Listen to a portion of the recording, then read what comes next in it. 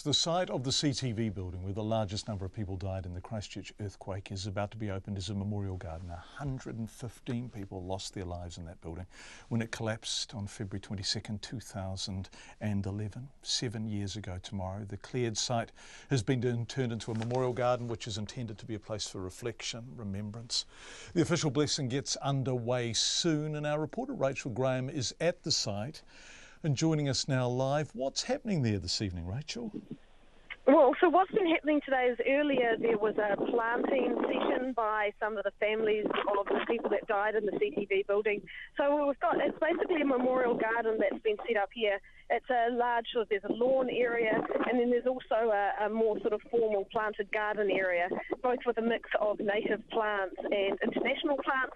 Part of that is to represent the mix of people who unfortunately died in this building. There was 70 of the 115 were foreign students visiting Christchurch. And then also in the middle there is a grove of cherry trees, which at the moment are fairly fairly small, but once they've really got a lot larger, there'll be a beautiful centre grove in there for people to visit. I have spoken to a couple of the family members who are here visiting the site. I spoke to Tim Elms, whose daughter died in the building. He said that he thought it was a beautiful, beautiful site. He was really pleased with what they've done. He said he also appreciated the fact that they've kept some what he described as stark reminders of what happened here. So they've got part of the foundation stone is still here, and there's also 3 of the CTV car parks still with the branding on it, just so that even though it's going to be a beautiful sort of reflective spot, there will still be that reminder about what did actually happen here and why it's so important to people in Christchurch. Hey Rachel, what's the evening like? It sounds like there's a bit of wind gusting into your phone. Is it a nice evening? No, it's not. It's been better. So today had improved and it was looking sunny, but right now the sky is closing in. It's very grey and there's quite rainy. So there's it's not a great conditions for the families here, but obviously a really important day for them, and important to come back and sort of reclaim this site. And I also spoke to Tim Elms. He was saying that he visits the site often in town, so it's nice to be able to actually have a space that they can come to and that they can enjoy. Yeah.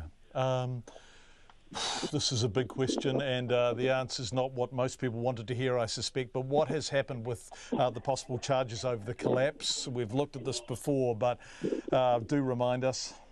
Well, so at the end of last year, after a really lengthy investigation, the police said that there wouldn't be any charges against the 2 engineers who designed the building. A number of the family members of those who died had really hoped that somebody would be held accountable for the building's collapse. But the police said there wasn't enough evidence.